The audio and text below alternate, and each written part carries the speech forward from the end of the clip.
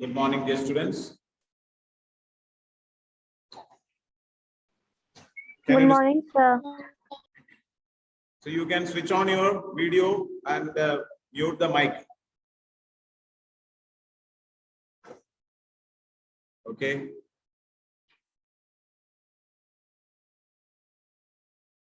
So we are studying about commerce, and in the previous class we have studied about commerce, or what are the different activities that are taken place in the commerce that we have studied, isn't it? Now, in today's class, we are going to study about the different classifications, how it is divided, and we will study in detail about that. So yesterday we studied that there is commerce is divided into trade and auxiliaries to trade. There are two classifications and this trade is also further classified into many subcategories. Okay, so we are going to study about these kinds of things. So let us see, we may take page number 18. So here it is trade. Trade is essential part of commerce. It refers to sale, transfer, or exchange of goods. So sale is a very essential part of commerce, and it deals with the sale or exchange of goods. So when we are selling a product to the customer, it is called as the sale or a trade. Okay, so business. So in our understanding, we consider business as trade only, but business is a vast area, and the trade is only one part of it. Okay, so it helps in making the goods produced available to the customers or users. These days, goods are produced on a large scale, and it is difficult for the producers to themselves reach out to individual buyers for selling their products. Businessmen are engaged in trading activities to make the goods available to consumers in different markets. In the absence of trade, it would not be possible to undertake production activities on larger scale. So nowadays, the production activity is conducted on a large scale. So see, like the marketing are there, and in that business, what they are doing is that they try to produce the maximum, okay, large scale of a large amount of products they are trying to produce, and it is not possible for the company directly to distribute this product in every area, isn't it? So we know that, see, like if one company wants to distribute the product in every area, it is not easy, or it is not possible. So there are trade or businessmen are there. These businessmen, they take the help of the other business activities, and they do the work of the trade. Okay, so there are different activities included there, so we will study about that. Trade may be classified into two broad categories, that is internal and external. Okay, so this trade can be further classified into two categories, that is internal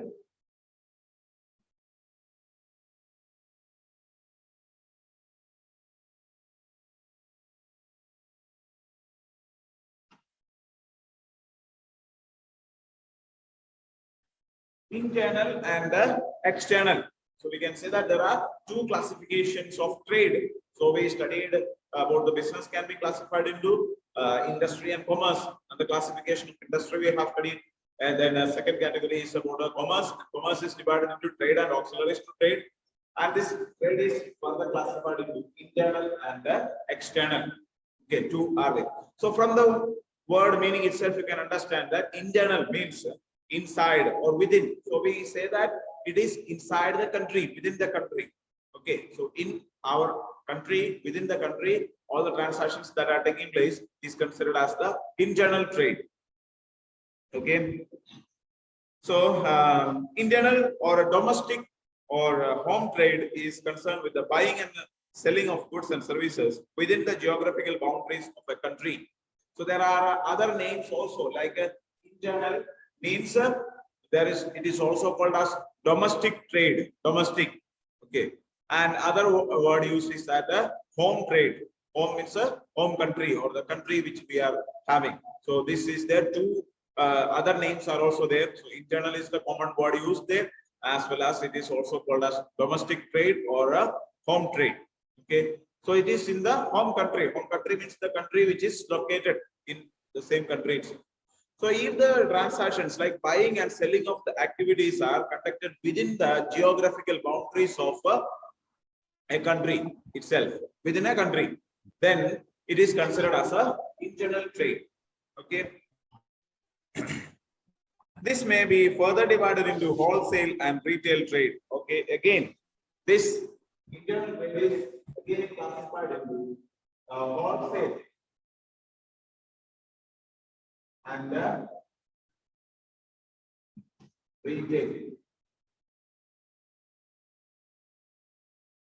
Okay, internal trade is further classified into two more categories, that is wholesale and retail. Okay, wholesale also you can understand the meaning. This may be further divided into wholesale and retail. When goods are purchased and sold in a comparatively smaller quantities for final consumption, it is referred to as retail trade.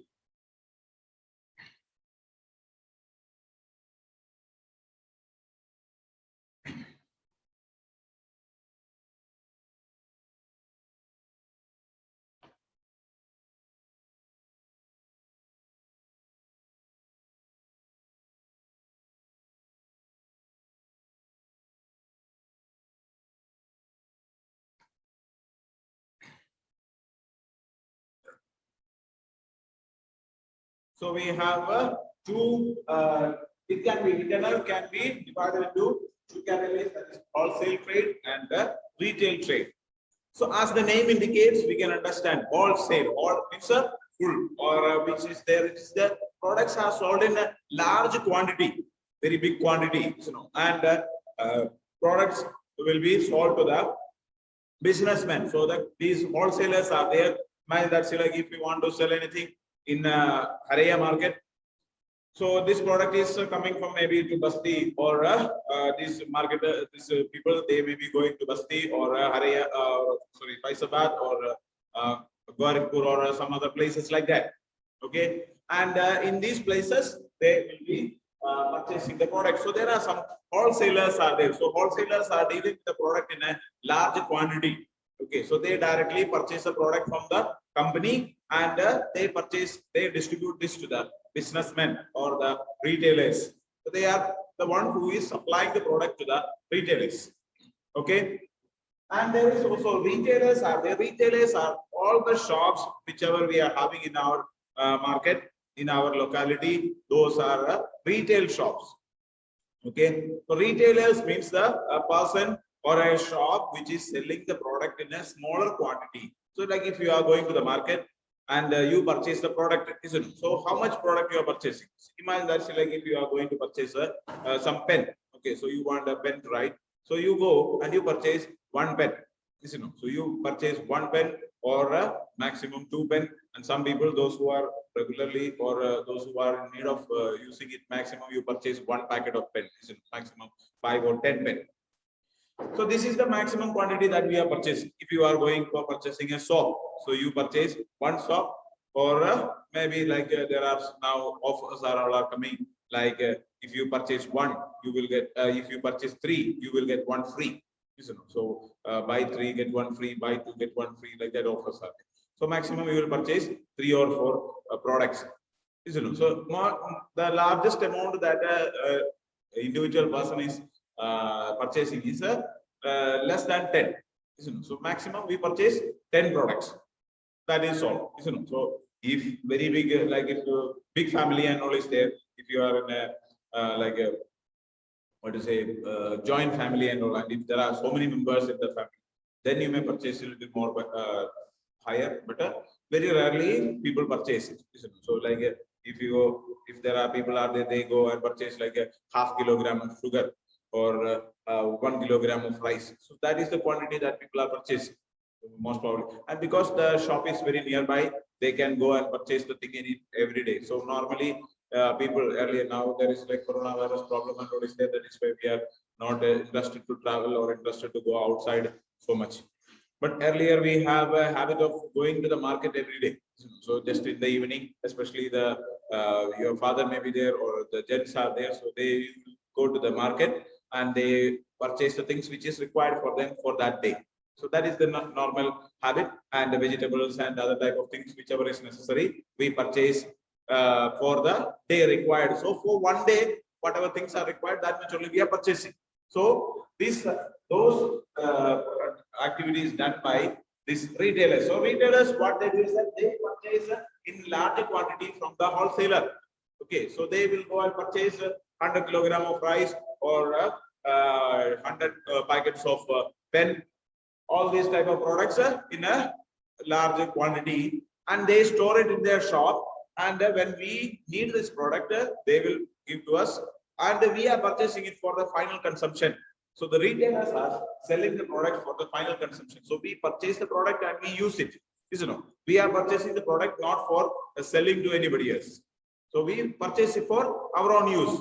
So that is why that is called as a final consumption. So consumption means the use of the product. Like if you purchase a pen and you use it, but a retailer is purchasing not for his own use.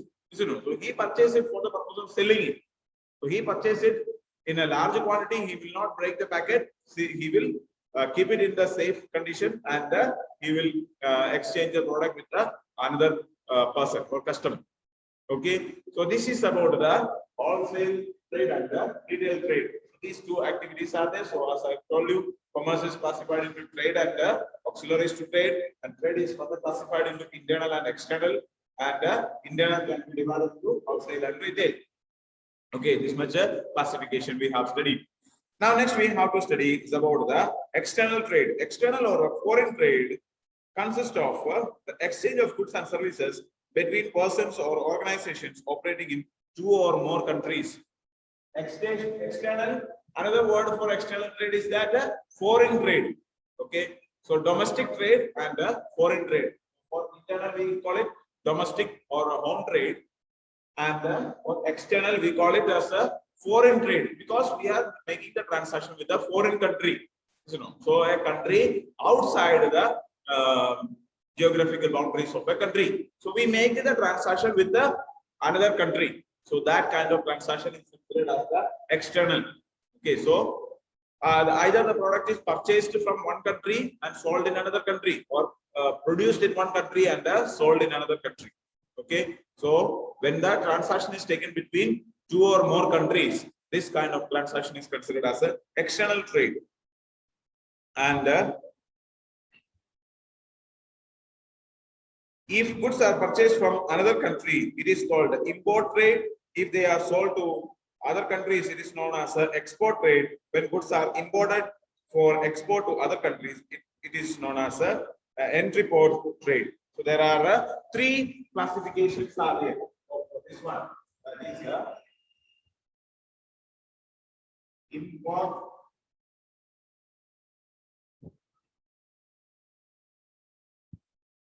export,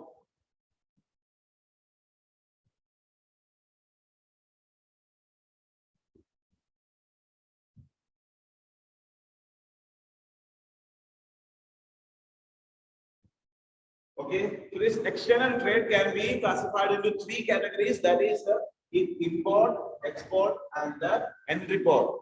Okay, so import means that you purchase a product, we are purchasing a product from another country and bringing it to our country, or a product which is produced in other country, we are bringing to our country. So that is called as import trade. Import means to, so you can say like it means that bringing inside into our country. Okay, export means sending out. Okay, export means to send out. So we are producing some product and selling to some other country. That is called export. Okay, so we in our country the product is produced and we sell it to other country. That is called as the export. And these two you may be familiar, but there is another one more word is there, that is called entry port. So entry port trade means that we are bringing this product, purchasing the product and bringing to our country, and after that we are selling to another country. So we are not using in our country. Do you understand? So we purchase a product from another country and bringing into our country, and from our country we sell it to another country. Okay, so imagine that we are bringing some product, maybe like we are purchasing some product largely from England. So we are importing very huge. One ship full of product we are bringing, and we are importing from England. So these products are coming to our country, but we are not going to use it in our country fully. But what we use is that we sell this product to Sri Lanka. Okay, we sell this product to maybe to Nepal. Okay, so maybe to another country. Okay, this kind of transaction is called as a entry port. So we bring this product from another country and sell it to other country. Okay, so there are three or more countries are included in this one. So we purchase from one country and bring this product to our country, and we sell it to another country. Okay, so this is another type of transaction. So these three transactions, all these classifications we have studied. So trade means buying and selling of goods, and trade is classified into internal and external. And internal is classified into wholesale trade, retail trade. Two categories are. Wholesale means buying of goods and services in a large quantity and supplying to the business people itself, to the shopkeepers. Okay, and the retail is that purchasing the product in a comparatively larger quantity and supplying the product to the customers with the or we can say that they are supplying the product to the customers in a smaller quantity for the final consumption. Okay, and external trade means that the transaction between two or more countries, when we purchase a product and sell it to another country, or when we make the transaction with the other country, that is called as external trade. And there are three types of external trade is there. That is import trade, export trade, and entry port. Import trade means that purchasing the product from another country and bringing to our country. And export means to produce the product in our country and sell it to another country. And entry port means purchasing the product from one country and bringing it to our country, and after that we are selling it to another country. Okay, so we don't use the product, purchase it, bring it from other country, and to our country it will be brought, and after that it will be distributed to another country. Okay, so these are the different transactions in the trade. Now next we have to study is about the second category of commerce, that is auxiliaries to trade. Okay, auxiliaries to trade. So activities which are meant for assisting trade are known as auxiliaries to trade. These activities are generally referred to as services because these are in nature of facilitating the activities relating to the industry and trade. So these activities are there. So auxiliaries to trade means that supporting activities or helping activities, and there is no any type of product is not exchanged, only the service is provided. It is kind of activities that are done for other people. So because of that, we consider this as services. Okay, we can say that auxiliaries to trade or services. Okay. So transport, banking, insurance, warehousing, and advertising are regarded as auxiliaries to trade. That is activities playing a supportive role. In fact, these activities support not only trade but also industry and hence the entire business activities. Auxiliaries are an integral part of commerce in particular and business activity in general. These activities helps in removing various hindrances which arise in connection with the production and distribution of goods. Transport facilitates. So there are so many, as we have already discussed, there are so many problems or type of issues that we are having. So like for these kinds of activities, auxiliaries to trade is supporting not only trade activities but also not only the trade but also industry. So we can say that for all, even though it is written as auxiliaries to trade, they are not just supporting trade but also other activities of the industry also, like for primary industry, for secondary industry, and for tertiary industry. So tertiary industry is also considered as auxiliaries to trade. Okay, so this is there. So we know that these activities will provide support to the activity, the business. So we can say that entire business. So it will provide support to all the business activities. Okay. So these activities helps in removing various hindrances which arise in connection with the production and distribution of goods. Transport facilitates movement of goods from one place to another. Banking provides financial assistance to the manufacturer and trader. Insurance covers various kinds of business risk. Warehousing creates time utility by way of storage facilities. Advertising provides information to the customers. In other words, these activities facilitate movement, storage, financing, risk coverage, and sales promotion of goods. Auxiliaries to trade are briefly described below.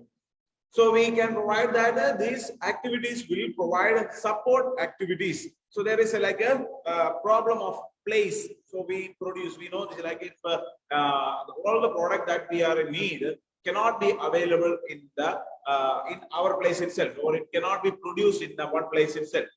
So the products which are produced, so like if we are producing the product here, it will not cannot be sold. Like imagine that we are cultivating something, and all the product that we are producing cannot be sold in the area market itself. So we have to sell it in other markets. So we have to find out some other places, so some other business places required. So for that, but we need to transport this product. So we have to take this product to another place. So that activity is done by transportation, and we need banking as a financial support is required for the activities that we are doing. So there is a financial support is provided by banking, and insurance is provided, or information is provided with the help of the insurance companies. So all these activities are helping our day-to-day activities. Okay. So now we will discuss about these things in one by one. See, like the first one is transport and communication. Auxiliaries to trade. First one, transport and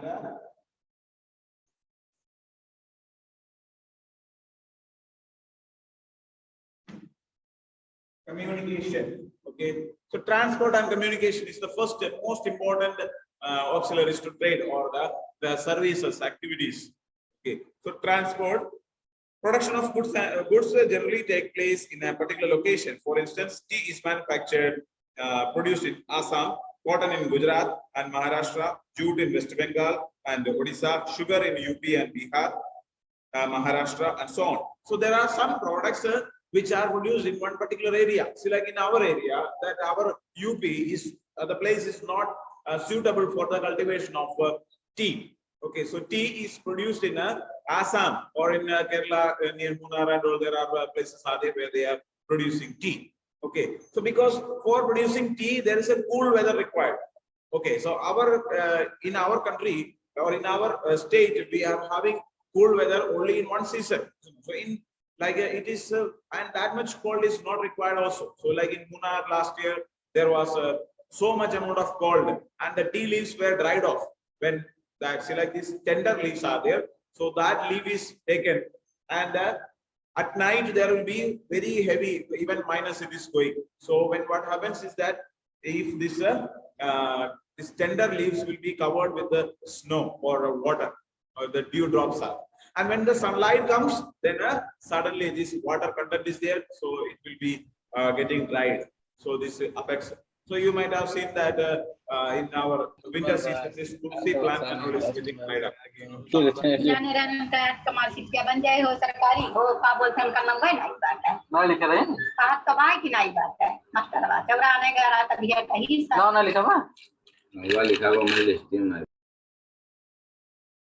Okay.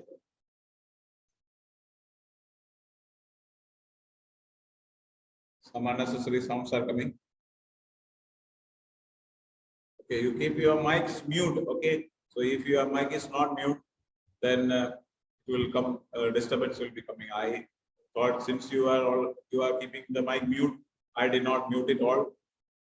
That is because I was expecting most of you were keeping very silent in the class, so that is why I did not put the mic off. But there in between somebody is coming, so you have to sit with, you keep the mic off and the video on, so that I need not to put all the mics off, so that in between, if you have, see, like if I am talking and if you are unable to listen or any kind of problem is there, you can inform me.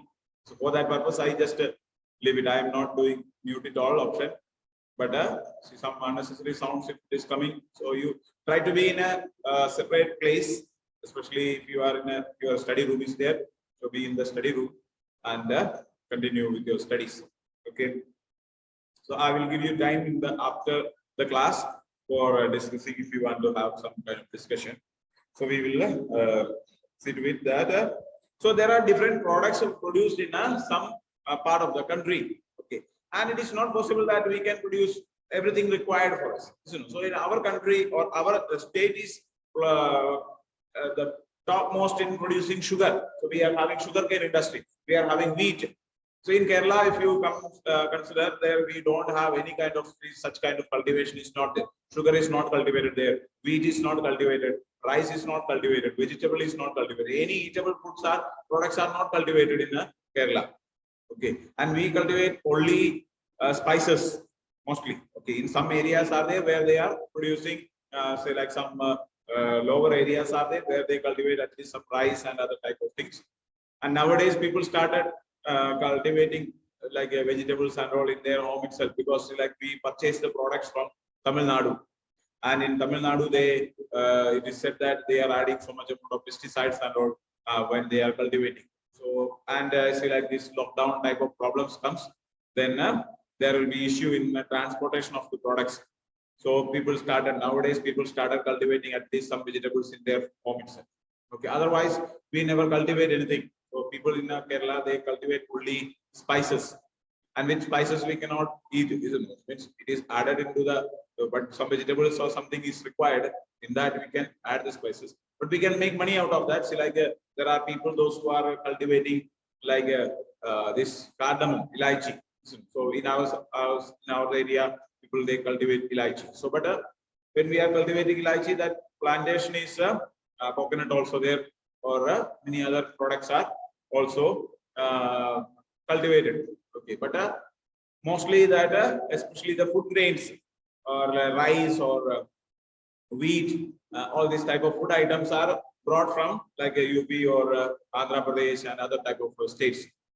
So in a UP, we produce large amount of wheat, as well as in Punjab and all, they are producing very large amount of wheat. So in Punjab, if you go, you will find that all the places they are cultivating wheat. It is like a Punjab is like a desert type. So its area is little dry area. So such kind of climate is suitable for wheat. So different areas are there suitable for the cultivation of different type of products, and these products are produced in such kind of areas. And but it is required. So like imagine that like wheat is produced in UP, but it is required all throughout the country. Everywhere it is required. Or vegetables are there, or any type of products are there that are, see, like tea leaves are there. We are also getting tea leaves. So it is coming from Assam, it is coming from Kerala, or places like that. Or coconuts. So the coconut is there. In our area, we don't have any much coconut trees and all are not there. But we get the coconut in the market because it is required. So this is made available with the help of transportation. So these products are transported. If you are those who are in the side of this road highway, you can see that there are thousands of containers, not thousands, lakhs of containers are transporting. So if you count in a day, you will find that more than 1,000 or 2,000 these containers are traveling. So every day. So when I was staying in that house nearby the highway, we used to in the evening and we used to stand on the terrace and count the containers. In 1 hour itself, more than 1,000 or even 300, 400 trucks are traveling both the sides. Some are going that side, some are going this side. So sometimes there will be continuous, especially at night. We can see the regular transportation of. And in this things, what these containers are there? In this, so many products are there. Even cars are there, or the trucks, even JCB, all these bigger things also transport. So many type of, so many different varieties of products are transport. Okay. So, but these goods are required for the consumption in different parts of the country. The obstacle of a place is removed by transport through road, rail, or coastal shipping. Transport facilitate movement of raw material to the place of production and the finished products from the factories to the place of consumption. So for the companies, those who are producing, see, like if you go in Rajasthan and all, you will find that in big trucks, they are transporting so much stones. So these stones are extracted from the earth, and this big stone, like they are extracting, and they cut it into pieces, slice it, and make it as a marbles. So marble manufacturing companies and all are there, and they are transporting. You can see big container with big piece of stone will be carried. So like that, and after that they will take it to the factory where they are cutting it and polishing it. The marble that we are getting is actually taken out from the earth. So it is stone, and stone is cut it into. They will slice it with the machine, and it will be made it like that. So there are so many type of businesses are there, and transportation is a very much important part. So raw materials are brought to the industry, and in the industry the raw materials are converted into finished product, and this finished product is again transported to the place of consumption. Okay. Along with the transport facility, there is also need of for communication facilitate so that the producers, traders, and consumers may exchange information with one another. Thus, postal services and the telephone facilitates may also be regarded as auxiliaries to trade business activities. So earlier, see, like there is also communication required. You know, see, like if it is not possible that if I have to go to Chennai or if I have to go to Delhi and purchase a product and come, it is not easily possible. Okay, everywhere you cannot go directly and come back. But nowadays, these things have become very much easier. You know, nowadays with the advancement of internet for communication, so we can communicate. See, like now we are communicating with you. You know, so like we are conducting the class live. So this is an advancement of communication, because earlier we don't have such kind of system. If I was there when I was a student, if there was a lockdown like this, then we could not have attended the class, because we did not have, like, laptops were not there, mobile phones were not there, like this internet facility was not there, all these features were not there. Mobile phone was there just for making call, we can use it. Such kind of facilities were not available at that time. Okay, but now you are sitting at your home itself and you are able to listen to the class, even if you are not coming to the class. In the same way as you are sitting in the class, you can sit in your home itself and attend to the class. Okay, and such type of facilities are required for businesses also. So it is like if there is a shopkeeper and if his stock is going to get over, he has to inform to the wholesaler that my stock is getting over. Okay, so earlier what the retailers were doing is that retailer has to take a vehicle and go to the wholesaler, purchase the product which is required for him, and he has to come and bring this product. But this was very much difficult. But nowadays what the companies are doing is that the wholesalers or the company itself is coming with their own trucks and distributing the product in the wholesale. There are distributors. Okay, these people are there. But only thing that you have to do is that you have to just make a phone call and give order to the product. Or either you have to make a phone call, or you can just in internet itself you can see, like the Grahika, like these shops are there. So such type of like margin free markets are there, or like shopping malls are there. In that kind of shops, all the trading, all the activities are conducted with the help of a computerized system. So there they need not to give order also. So the computer itself automatically gives order. See, like imagine that if you are having a stock of 100 products, okay, so total 100 products are there in their stock, and if they will keep the minimum stock required. So if they are taking the minimum stock required as 20, so there are means they will bring the product 100, and in 1 week around 80 products are sold. So by the end of the week, the product will be around 20. So when the product number, if you keep minimum stock as 20, then what will happen? When the stock, like 100 products are brought, and almost the week is almost getting over, and the product reached 90. When each product is sold, it will be showing, like in the computer, when they are making the bill, they are scanning it, barcode scanning they are doing. And when they scan it, one product will be reduced. So in the stock, like when one person, 100 product is there, when one person purchases a product, they, like in the computer, the stock will become 99. Okay, such a way, if one product is sold, and towards when product reaches 19, then the computer itself automatically will give the order.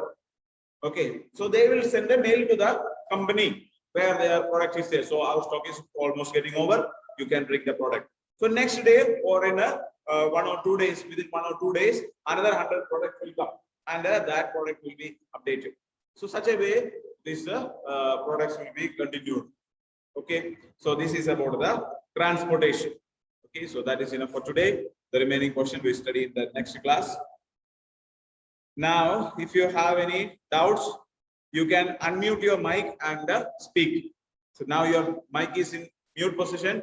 So you can unmute your mic and speak if you have any doubts or any clarification required.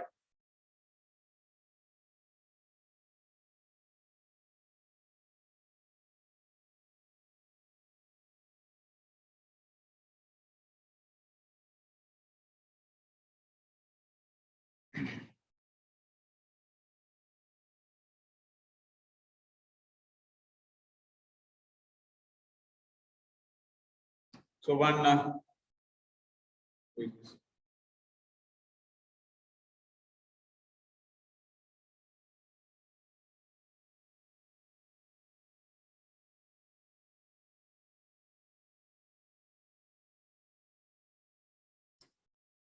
doubt is there, like in entry for trade, we take products from one country and sell it another country.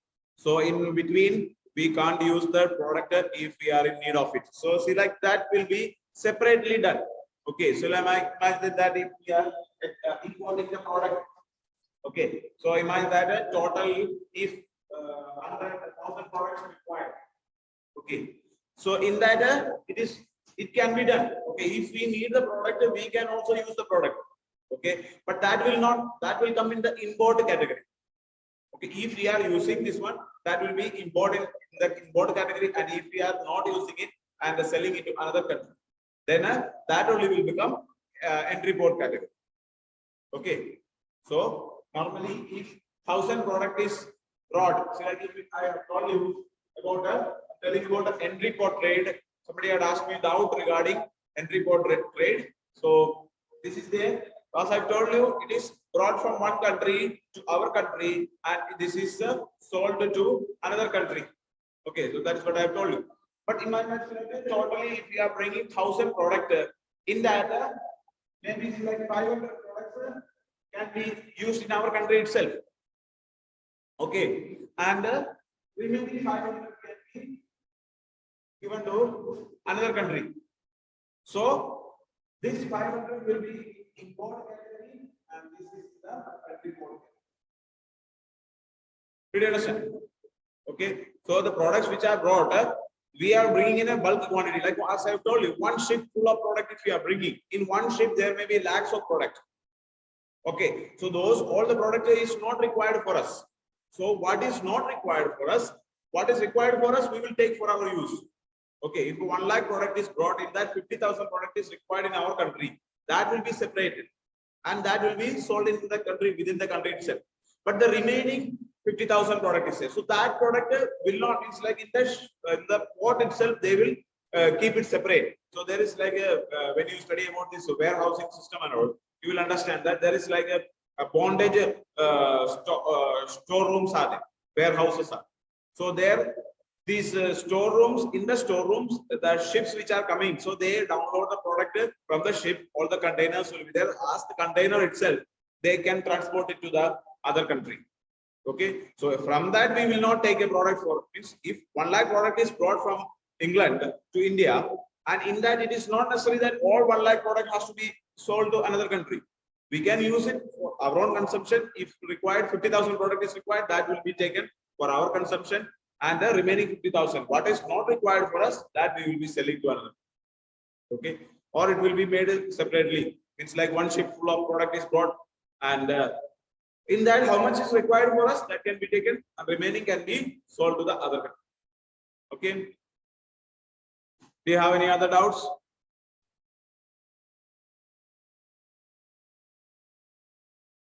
Anybody?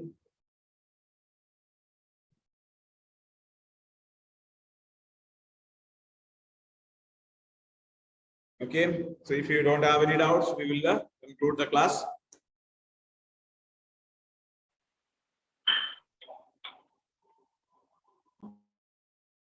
Do you have doubts?